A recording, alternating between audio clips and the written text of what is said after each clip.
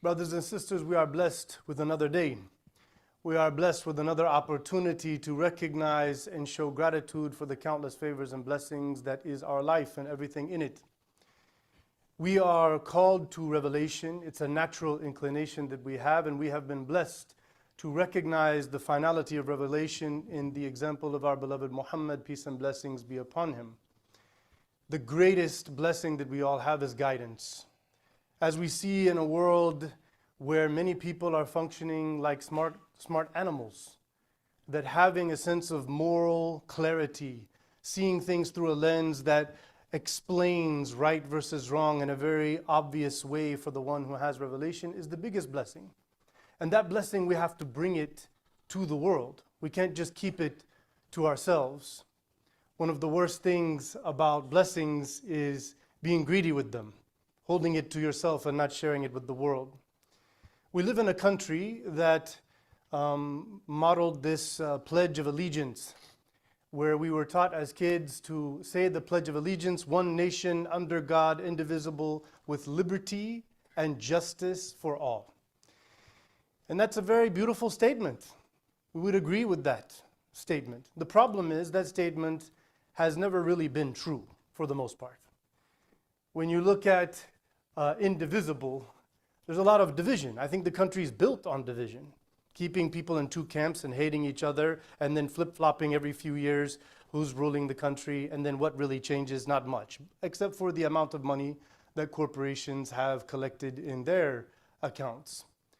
When you ask the Native Americans and the black people of this country and the women of this country, with all of the rhetoric, they will tell you they don't feel like they're treated equally, that they don't feel that they have liberty, that they have justice as others have justice.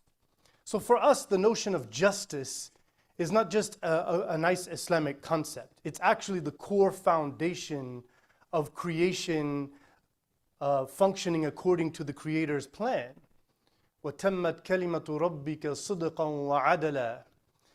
And your Lord's word is perfected and completed in pure truth and justice.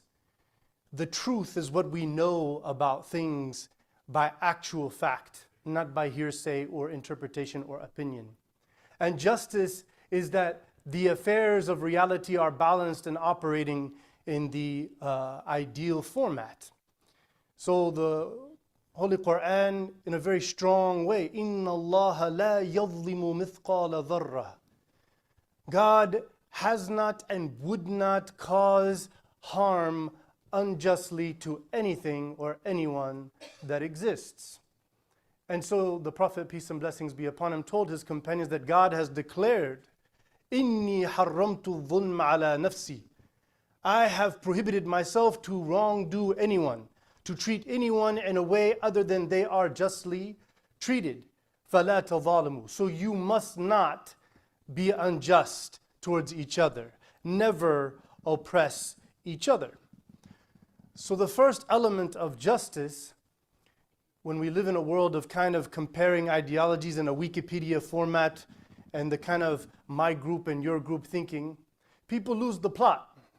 But the ultimate justice is in affirming that everything exists and functions because the creator, provider, and sustainer of it is absolutely purely one.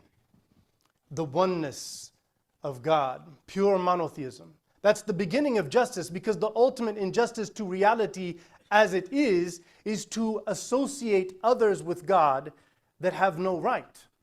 They are not creators. They have no individual power or agency. They are not self-dependent.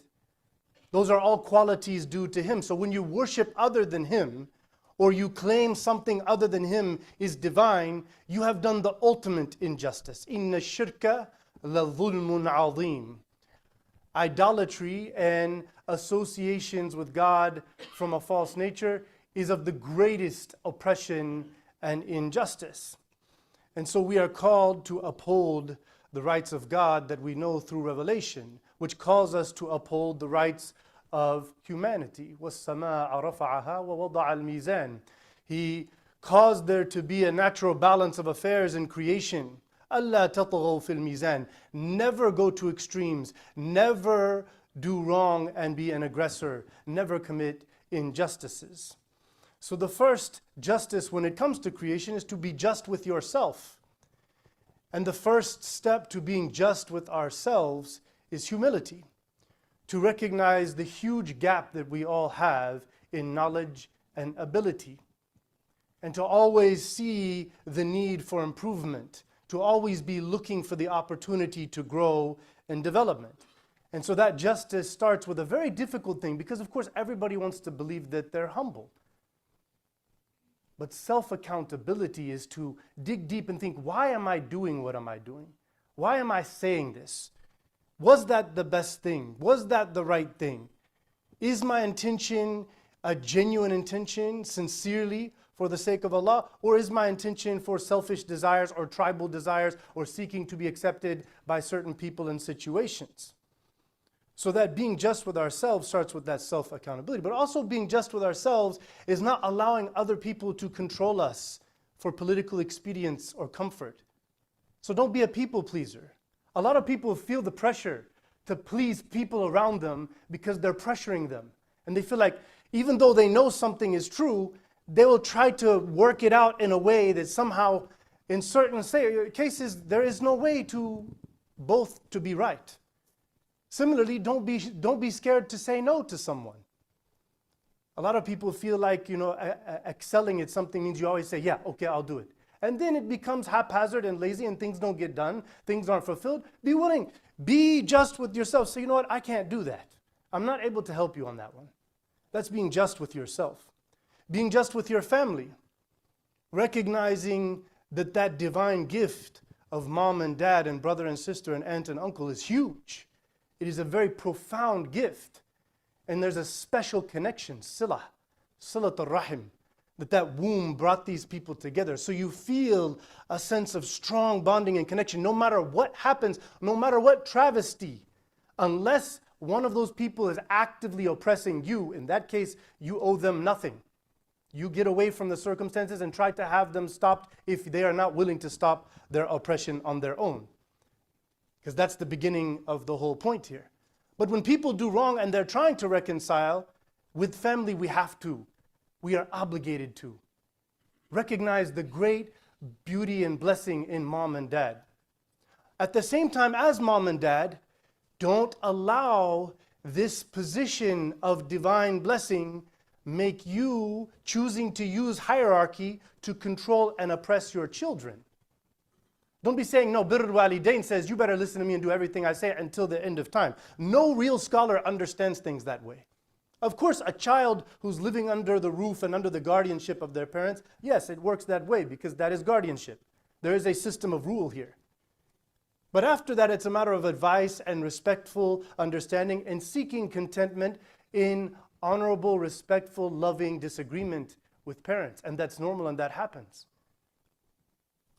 And so we have to be careful not to use this divine hierarchy to control and to cause harm to people's lives and to make them miserable, because some people have done that in injustice.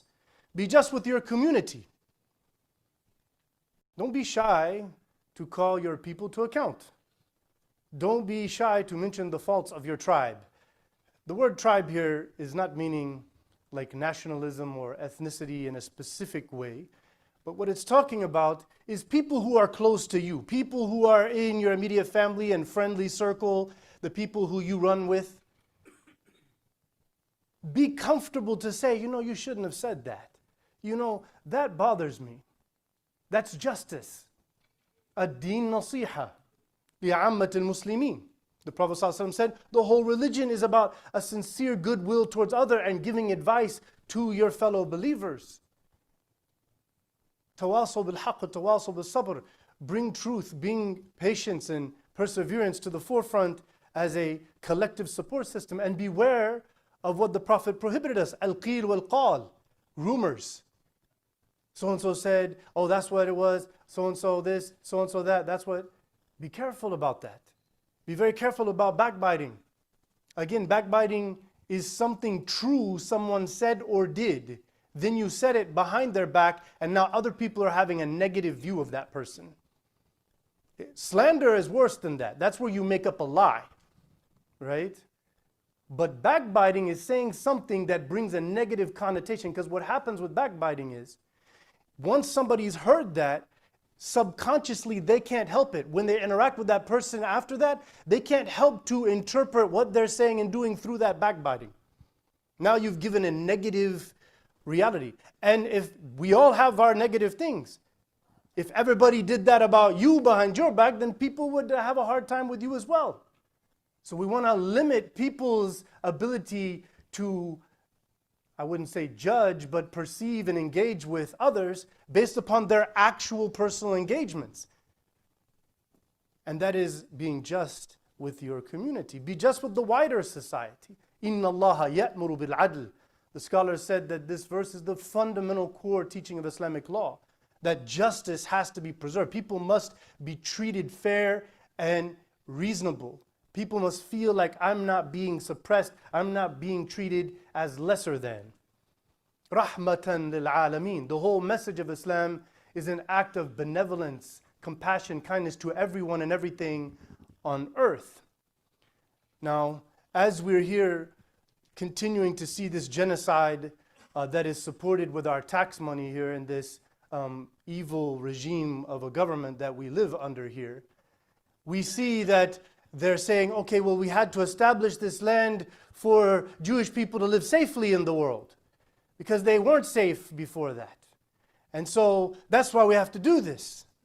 And so we had to get rid of all those people. And now we have to keep, giving excuses and military support. And now we have to support a full-blown genocide and absolute obliteration and destruction. This is obvious injustice. So I want to give you a case study in justice and explain to you a very interesting point that I've come to learn over these last few years. Samuel Uske was a 16th century Portuguese man who was a descendant of Jews who were forced to convert to Christianity under the Spanish Inquisition. He wrote in his book, Consolacom, The Trials and Tribulations of the Jews, back in the 16th century, he wrote, "The Ottoman Empire was a great relief for the Jews because there the gates of freedom were open and Judaism could be freely practiced. Life there was restored and Jews could abandon the religion that had been forced upon them," meaning Christianity or Catholicism.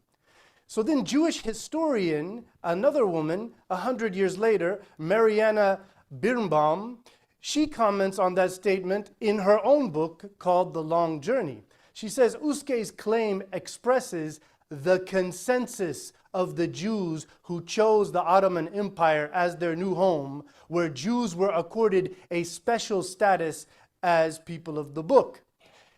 Then she continues to write, Spanish and Portuguese Jews could revive a consciousness that was lost due to the Spanish Inquisition.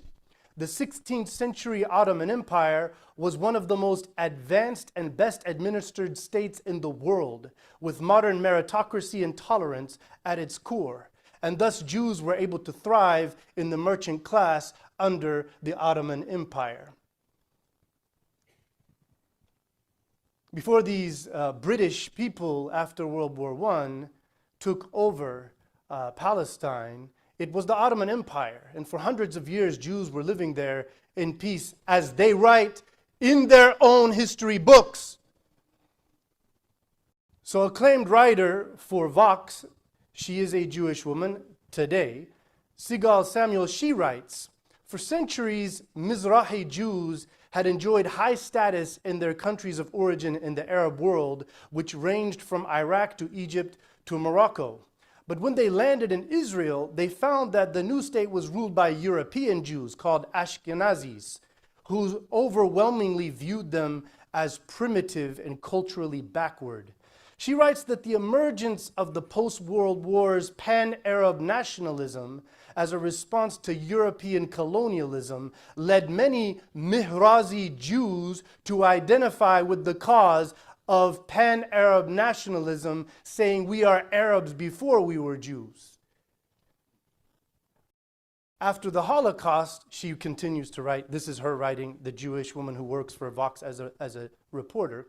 She says, after the Holocaust and the UN partition of Palestine to create a Jewish state in 1948, many factors led well over 1 million Jews to flee the Arab world to migrate to Israel within a decade of the Nakba. The propaganda of this newly formed era was this idea of the Arab hatred for the Jews, that they were with Nazis and now they want to get rid of you and now they think you're conspiring against them. And so recently I've come to read at Princeton and Yale, and now you see, I've noticed Zionist professors of the highest form, these prominent Zionist academics, they're rewriting history. They're rewriting history.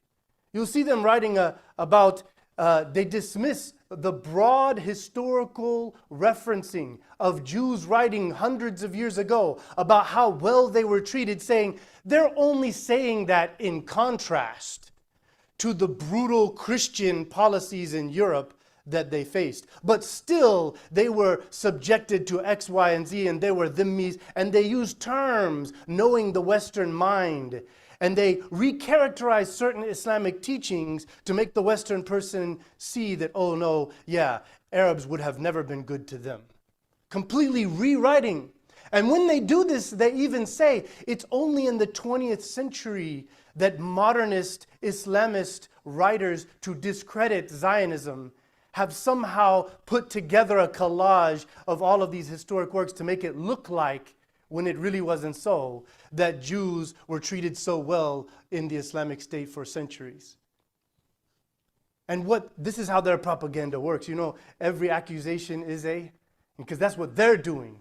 It's a confession. That is what they're doing. And so this evil, this injustice has got to stop. And we should not ever cowardly whimper away in front of it. It is a very disgusting evil that in 1971 or 2, the United Nations declared as an official resolution that Zionism is a racist ideology. But see, we're not allowed to talk about these facts. You see, this idea of establishing falsehood to promote an injustice, to convince so many common ignorant people that this is how we're going to get justice for us as an oppressed people. I'm here to tell you, injustice can never breed justice. You cannot make up a bunch of false stories and rewrite history and create a racist ideology, ethnically cleanse a whole entire people, and then say, we have to do all of this to bring justice for our Jewish people. You just simply cannot do that. So I ask Allah to protect us all in promoting truth and justice to the world as we are commanded to by His decree. أقول قولي هذا واستغفر الله لي ولكم فاستغفروه فإنه هو الغفور الرحيم.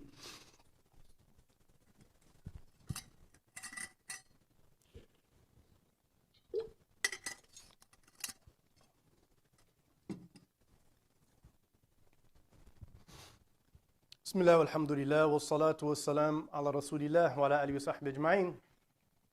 One who believes that the Quran is the word of God and that Muhammad, peace and blessings be upon him, is the final messenger of God to humanity, must stand for truth, which leads to justice.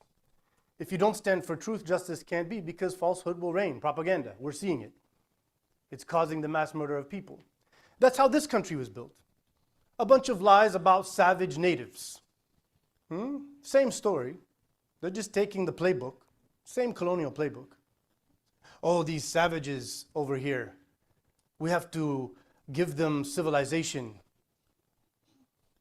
And so the Native Americans would definitely tell you, we never saw liberty and justice for all under any circumstances in this country where we've lived for thousands of years, long before any white European came here named Columbus or Amerigo, America Vespucci. Those names mean nothing to us. So this country and Zionism are built on this strange idea that you have to commit grave injustices founded on false propaganda in order to bring justice to the world. This very strange idea. So here are a list of injustices that this country has historically and till this day a major problem with. And these injustices have very direct scriptural teachings of the Quran and Sunnah and the historic tradition of Islam with historic precedent, as we read from the actual witnesses from their own mouths in our caliphate, where non-believers were treated as respectable, honorable human beings and were given the meritocracy of thriving as they wanted to in the land, as long as they were not spreading falsehood and injustice, in which them or any Muslim of any high government position would have been regulated on immediately. This is what they fear.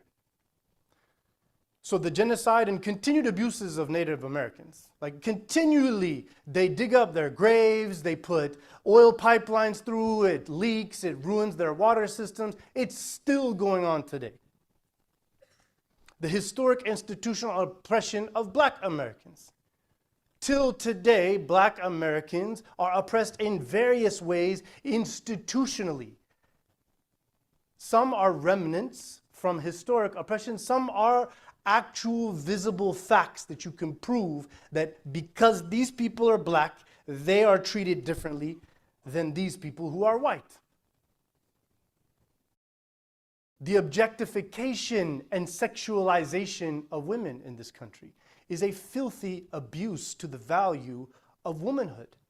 To make her feel that her value is in how she can present herself as a physical, material object to be desired. And that is in so many ways, shapes, and form in this society.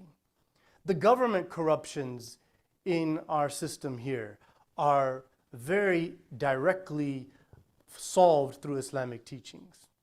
The entire economic system of laissez-faire capitalism as it exists here has multiple corruptions which create standardized oppression and abuse to people. When you look at the foreign policy of domination and control of the entire apparatus of governments of other nations, rather than saying, look, we believe we have the best model and we have a strong military. We'd just like you to give us the freedom to be open in front of everybody when we come through as guests or as people that would like to live there. And we can promote our ideals in front of everybody. And if they like that, they like that. If they don't, they don't. But no. Multiple government agents and historians and academics have highlighted the election interference and government interference as a fundamental hallmark of the CIA's initial establishment and how it operates in the world. When you look at the healthcare system here, there was something called Meristans in the Islamic State. It was the beginning of the modern healthcare hospital system. That's our doing. Just like the modern university is our doing. It started in Qarawiyyin in Morocco. Okay? They took that from us. But then they corrupted it and used it as a system of propaganda and control and to dumb people down as subjects and servants of a corrupt state system. And when you look at healthcare, it was always free. The concept of becoming rich off of wealth or medicine would have been the strangest thing to any Muslim in the Islamic Caliphate. What are you talking about? We're doing an act of benevolence to care for people and improve upon their life.